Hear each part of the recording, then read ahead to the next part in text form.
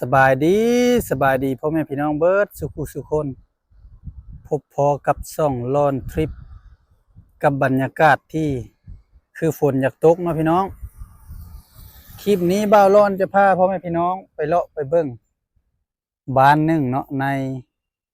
ชนบทลาวเฮานี่ชื่อว่าบ้านโคกเฮ็ดเนาะพี่น้องนี่เดี๋ยวไปเบิ่งไปชมบรรยากาศในบ้านนำกันพี่น้องนี่อันนี้เป็นทางเข้าบ้านเนาะนี่ไปนี่พี่น้องทางเข้าบ้านก็จะประมาณนี้เนาะนี่เป็นทางดินแดงบ้านนี้กับบ่ร้อนกับครั้งแรกที่ได้เข้ามาเลยพี่น้องไปเบิ่งไปส้มน้ำกันส่วนหลายอาชีพเขาเจ้าก็เฮ็ดนาเนาะพี่น้องแล้วก็ส่วนหนึ่งก็เฮ็ดเวียกนำโรงงานเพราะว่าเป็นบ้านที่ไกลโรงงานเกลืออยู่ที่บ้านน้ำมะลาดเนาะพี่น้องนี่เข้าไปนี่ก็ประมาณ2 กิโลฮอดเนาะพี่น้องเดาแบบเดาเอาเนาะพี่น้องบ่ฮู้ว่าไกลส่ำใดบ่ร้อนก็เอาไปเบิ่งน้ำกันก็เป็นอีกบ้านหนึ่งที่อยู่บ่ไกลจากตัวเมืองท่าแขกนี่ทางเข้าบ้านก็ประมาณนี้เลาะชมบรรยากาศและดูแลงน้ำกันมื้อนี้ก็อากาศเปลี่ยนแปลงอีกแล้วพี่น้องเอ้ยครึมๆเนาะคือฝนอยากตกแต่ว่าบ่ตกพี่น้องเอ้ยนี่อันนี้บรรยากาศทุ่งนา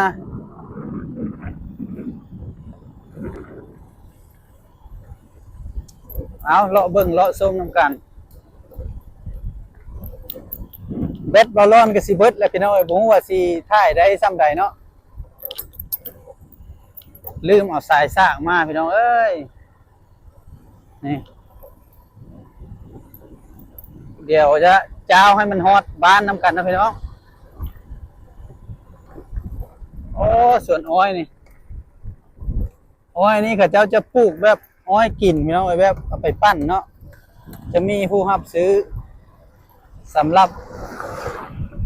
ซื้อไปเลาะส่งตามในเมืองพี่น้องเอ้ยเพราะว่าเขาเจ้าตั้งร้านขายตามแคมทางในเมืองนี่อากาศร้อนนี่ได้ขายดีได้เพราะว่าน้ำอ้อยก็เป็นถือว่าคนมักซื้อเนาะพี่น้องเว้าง่ายๆเลยแปลว่าเขาเจ้ามักซื้อกินคลายร้อนกันแถวนี้เป็นโคกเป็นดินมักค่อมพี่น้องไอ้แถวนี้นี่หินแห่เฮ็ดหน้าก็บ่ยังงามมาได้พี่น้องไอ้ดินปานนี้ปลูกมันก็บ่คัก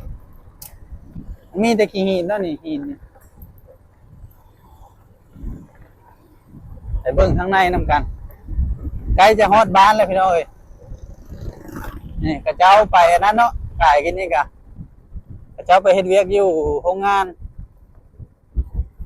นี่อ๋องานสร้างบ้านซ่องมาทางนี้ก็จะเป็นโรงเรียนประถมโคกเฮ็ดเนาะนี่ถือว่าคักอะลีโรงเรียนนี่พี่น้องเอ้ยเดินกว้างเนาะโอ้บรรยากาศคักขนาดพี่น้องนี่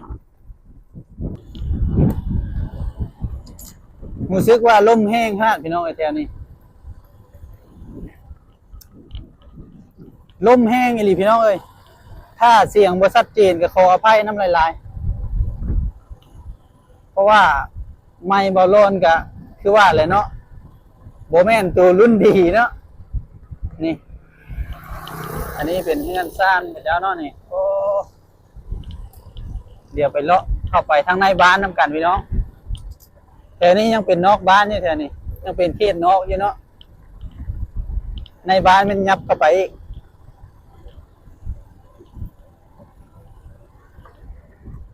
นี่โอ้มีแต่เฮือนหลังใหญ่พี่น้องเอ้ยเบิ่งนี่คืออยู่ในเมืองเลยพี่น้องเอ้ย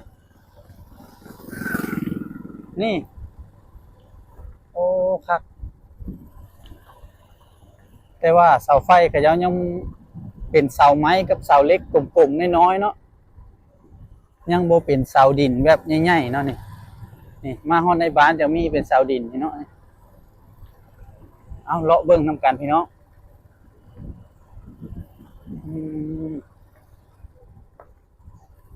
ถือว่า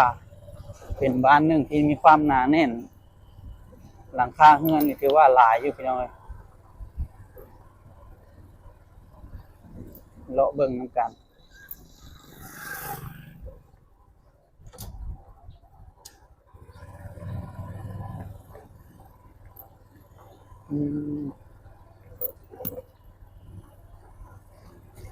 นี่พี่น้องร้านขายเฟอร์ขายกระเปียก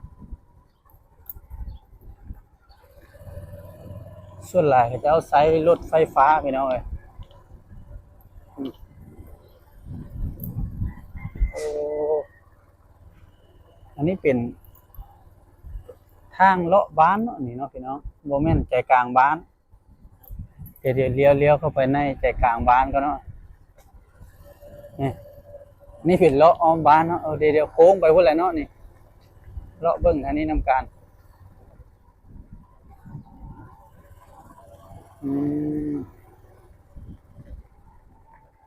เข้าซอยเข้าห้อมได้เนาะจังสิเป็นใจกลางบ้านนี่พี่น้องอันนี้เป็นห้อมอ้อมบ้านเนาะ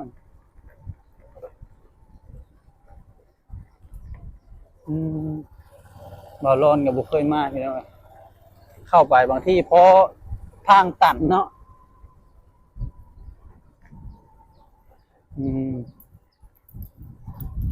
นี่ประมาณในกลางบ้านแล้วบ้านวัดอยู่พี่น้องวัด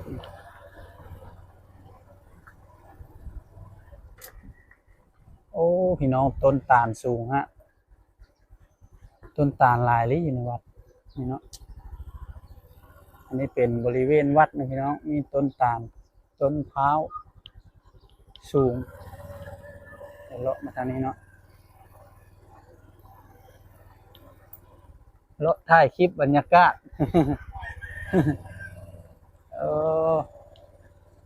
เจ้าอยู่เฮือนอยู่ซ่านพี่น้องนี่เดี๋ยวขี่ซาๆให้พี่น้องเบิ่งนำกัน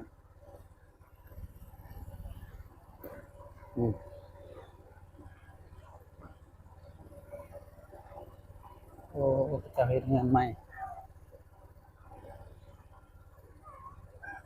นี่โอ้แต่ละหลังนี่ฟื้นหลายนะพี่น้องเฮือนแต่ละหลังนี่ต้นพร้าวก็หลายพี่น้อง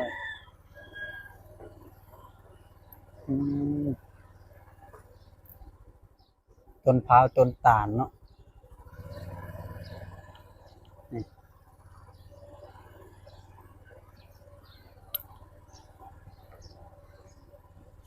แต่ละห้อมก็ถือว่าเงินงามกันหลายอยู่นะพี่น้องเดี๋ยวเลาะมาทางนี้บ้านนี่หนาแน่นเลยเงินนี่ใกล้ๆกันเลยโอ้บ่าวร้อนกับหางก็เคยมากพี่น้อง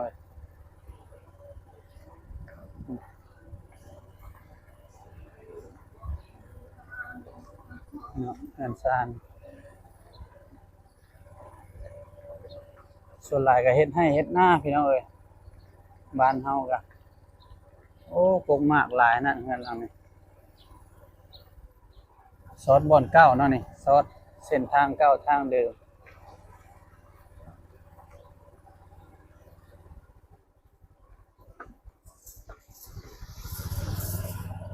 เลาะต่อโอ้ข้าเจ้าใส่รถไฟฟ้าหลายพี่น้องบ้านเดี๋ยวเลาะเบิ่งห้อมนี้นำกันบ่ฮู้ว่าสิเป็นทางตันหรือบ่เนาะห้อมนี้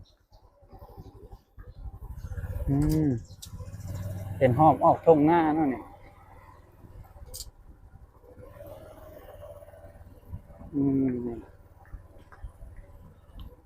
โอ้เงินเฮ็ดใหม่เนาะยังบ่แล้วอยู่เนาะหลัง เอาสำหรับคลิปนี้ก็ขอจบเพียงเท่านี้เนาะพี่น้องถ้าพ่อแม่พี่น้องมักคลิปนี้ก็อย่าลืมกดไลค์กดติดตามและกดกระดิ่งเพื่อบ่พลาดคลิปใหม่ๆจะเบาร้อนเนาะพบกันใหม่ในคลิปหน้าเนาะพ่อแม่พี่น้องสำหรับคลิปนี้ลาไปก่อนสบายดี